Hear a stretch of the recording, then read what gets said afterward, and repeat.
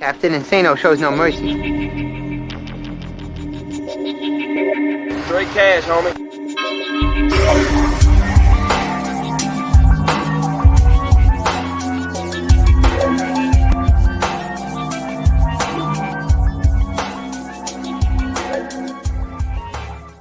Hold on to your butts.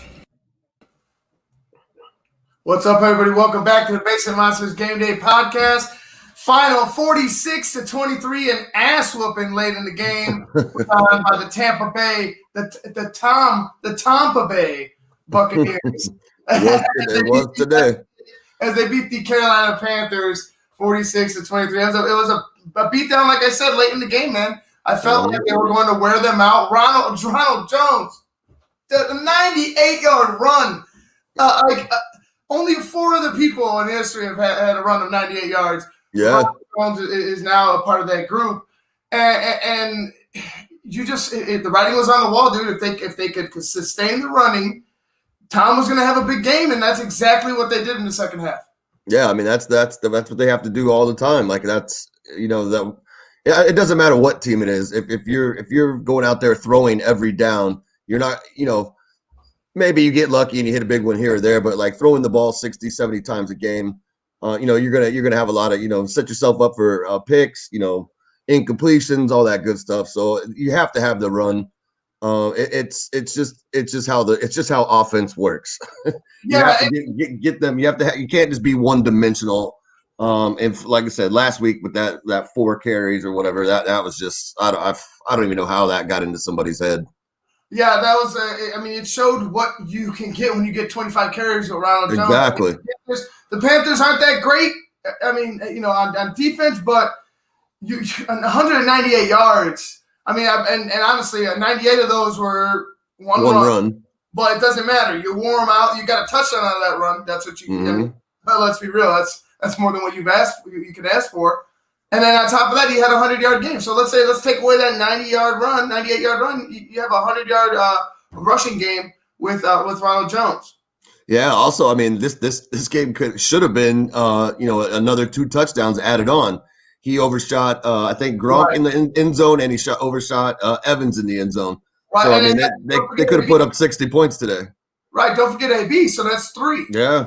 So three open guys. Tom missed. Tom could have damn near had 500 yards and 6 touchdowns today. Right. That's how well they were playing, and they were talking about how Tom bounces back after big losses, and they did a huge loss last week to the Saints, and they come back in a divisional game. It was tight in the first half. They hung in there, and they ended up wearing the Panthers down and finally getting a much needed win after a big loss. Yeah, they need to ride this. They need to keep this momentum going. The Saints have the tiebreaker regardless if they come down to a tie because they've beat them both times. Right. But like I said, they need to start racking up wins. Even if the Saints win out and you win out, you're gonna have to look for that new spot that they're giving. They're gonna have to get in there, but they have to continue to win. And I'm hoping the Saints drop a game or 2. Here coming up, but they've got to take this and run with it. Like this was the game plan, and this should be the game plan every game. You had Chris Godwin leading the way with receiving yards. He had 6 receptions, 6 targets, 6 receptions. How about that? 6 for 6 for Chris Godwin. 92 yards, no touchdowns. Mike Evans, 6 receptions, 77 yards in the touchdown. And Antonio Brown, 7 receptions for 69 yards. Nice. Rob Gronkowski, 2 receptions, 51 yards and a touchdown, and Brayton with the touchdown. He spread it around. He spread it to all the big guys. Everybody ate today. It's always going to be like that, but when you got playmakers, you got to use them, and Tom used them. Yeah, and they like with Evans, I feel like Evans is really the key. Obviously there's going to be times where he's going to get double teamed, but now having Antonio Brown, it's going to make it a little harder for them to double team him all the time. But I feel like Evans is really the guy that is your best. Not so much stretching the field, but he can get deep and he can go high. So, I feel like that they need to take more shots with him and then let the other two kind of work underneath or to the outsides. But yeah, I mean, there's not, you can't say anything bad about today. I mean, Brady threw for whatever 300 and something yards, 3 touchdowns, some yards. Yeah, yeah. So I mean, like this is the way it needs to be. Like it needs to be. I don't know how many rushes did they have altogether for Tampa. The BUCS, I believe it was well over 30. So it's about 37 rushes. Okay, yeah. So I mean, yeah, you're not obviously there's going to be games where you're not going to be able to run the ball, but they need to try to run it. I'm going to say at least 20, 25 times. And then if that's not working, you can start hitting out of the backfield, catching the flats or whatever you need to do. But that run game, obviously, we saw what can happen when that run game gets going. Then everybody else starts eating farther down the field. I mean, you're absolutely right. Like you mentioned it last week and the week before. If they don't get that running game going, they're going to be in trouble.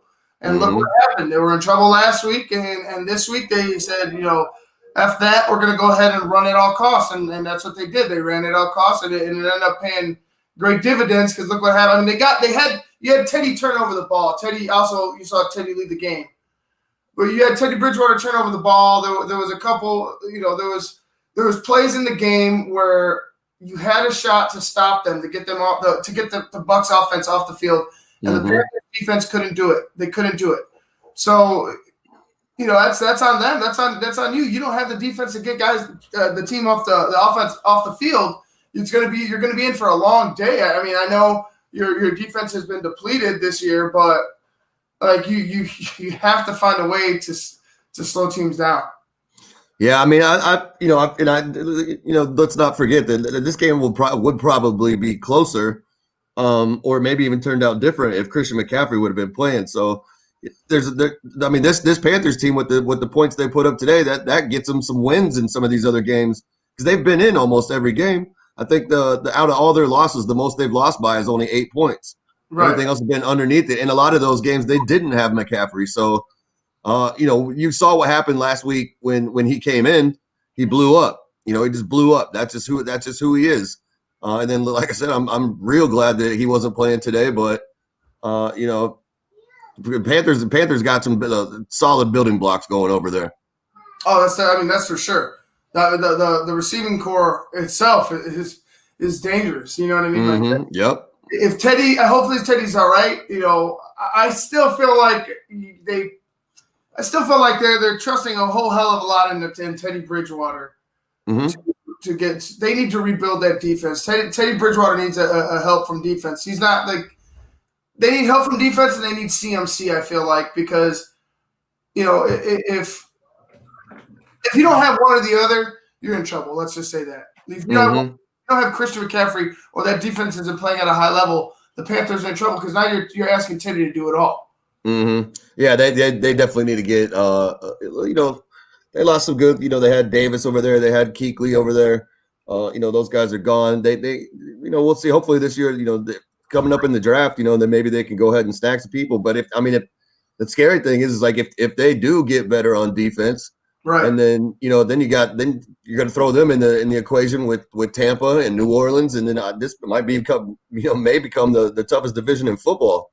If they get a couple more pieces, and then you got Atlanta, they're a little dicey, no coach, all that good stuff that goes on down there. But I feel like that team's about to blow up in the offseason. Yeah, it could. I mean, it could. It's probably about time. They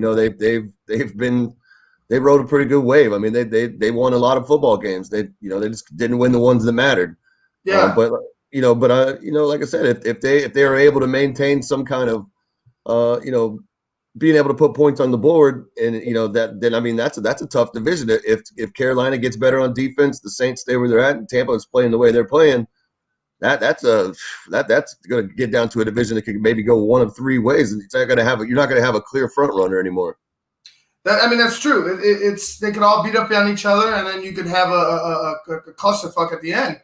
Mm-hmm. But I just feel like we both thought, and especially at halftime, 17-17 going into the half, I thought, I pretty much called it, but I in the back of my mind, I thought that the Panthers were going to find a way to slow the BUCS down, get them off the field or get their offense off the field and be able to kind of clock manage and play field position. That shit didn't work. No. 198-yard run, and that was it for that play. Mm-hmm. Yeah, and I mean the other thing is too, Tampa was converting at a pretty high rate on third down. So, you know, if you can't get that offense off the field, it's going to spell disaster every time. Let's see what they. Oh, geez, like third down efficiency for the game. Tampa Bay 62%, Carolina 11. Wow, yeah, that's where it was won and lost on third down. That's where right. Lost on third down. It was one loss on third down. The Carolina Panthers clearly couldn't keep the drives going, and the BUCS just kept chipping away, third down after third down after third down, and that equaled points in the end. Yeah, I mean, anytime you're at 62% on third down, you've probably got a pretty good chance that you're going to win the game. They also controlled the time of possession, 36 minutes to 23 minutes. Took less penalties. No teams had a sack. But the big one was I think Teddy's interception, because that pretty much made it a 2-point possession regardless of what they did following. You know what I'm saying? Like that was a 2-point possession, and that was pretty much all she wrote. Let's get to some scores around the league before we go ahead and start looking at that Buffalo Arizona game, which already has a score at 7-3 Buffalo with 1 minute left in the first. The New York Giants beat the Philadelphia Eagles 27-17, and we talked about those Giants, man. They could end up being the. They're going to win it. They could. We both believe that they could win the NFC East. They're going to win it. Do not sleep on the Giants winning that abysmal division. The New York Giants win today over the Philadelphia Eagles, who are the front runners in that 27-17. The Green Bay Packers squeaked out a win, barely. Man, they got lucky. I mean, with some help, with some help from the refs. Like, it was just some weird stuff going on over there in Green Bay. I don't want to point any fingers or like accuse anybody of anything, but like there was some weird shit going on, man. Like the ref blocking the defender. You got just all weird shit going on in Green Bay, but they ended up pulling out the victory, 24-20 over the Jacksonville Jaguars. The Detroit Lions, they finally finish off a game in the fourth quarter. They beat the Washington football team 30-27. The Cleveland Browns beat the lowly Houston Texans 10-7 in an ugly, ugly game. The BUCS beat the Carolina Panthers, like I said before, 26-23. And then that brings us to this game, the Bills and the Cardinals. Now, like we said right off the bat, dude, Bills scored a touchdown. Yeah, and Kyler, but I got that they got their work cut out today though, because Kyler Murray's he's the real deal. You know, they're gonna have to find a way to corral him and keep him back in the pocket, not let him get out and about. Because if he gets out in that flat, or even cutting up through the middle, once he's in the open, man, it's hard to bring him down because he's just so shifty. Right. No, I mean you're absolutely right, and he's smart with what he does with his body. He's not going to go take punishment because he is small. But I dare you to catch him. I dare you to catch him and put a lick on him. I dare you to. Because more times than not, you're going to miss, and he's going to go by you for 25 more yards or to the house. Right. Yeah. And then, like you just said, they got that. I think the thing that he was missing, they got this year. I mean, it's starting to show that him and Hopkins are just they're playing perfect together. That's that. I think that's what Kyler needed down there, was just basically like a safety blanket. Right. And that touchdown was a touchdown pass from Isaiah McKenzie to guess who? Josh Allen. Josh Allen does it freaking all for the Bills. Wow. Josh Allen does it all for the Bills, and like who's been better for that team in the past decade or two? Who's been better? Who's been the best player for the Buffalo Bills other than maybe a Josh Allen? Like who else? Yeah, it's hard to say, man. Name somebody who's had the potential that Josh Allen has had. Yeah, no, he's dangerous, man. And like I said, they get one more decent, let's say, in a scale of 1 to 100, like a player around an 80, 85. Man, when they put him with John Brown and Diggs, man, he's gonna be tough. And then, to me, I still think their biggest thing that they're lacking is their running game. Yeah, they don't. I mean, that could be said on both teams, but one team has a quarterback who could take off. Chase Edmonds, and they both. You know what? I stand corrected. They have Chase Edmonds and Kenyon Drake in today. Wow. Yeah, so 5 carries for both. 5 carries in between the both of them, and honestly, it's been 13 yards a pop on 1 carry. I guess he had 1 big run, but Chase Edmonds has 27 rushes on 2 carries, and Kenyon Drake 3 carries for 25 yards, 8.3 a pop. Kyler Murray's got 3 carries, but -2 yards right now. Wow. Okay. Well, that won't last. Right, Pizarro. All right, guys, we're going to go ahead and get back to the games. We'll get back to you guys at the halftime of the Bills and the Cardinals. I'm Ivan Vargas. That's Luke Nettles. I need another beer, and hopefully these games continue to be good. I mean, I thought that BUCS game was going to be a little bit better than it just kind of the other side. Right. Yeah, well, I mean, we got good games all day, so we'll see. All right, guys, we'll see you at the half.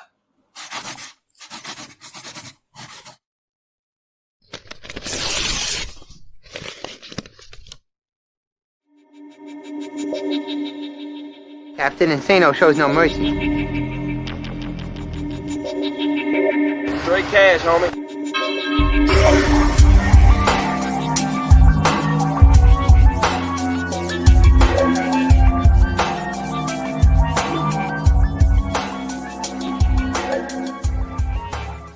Hold on to your butts.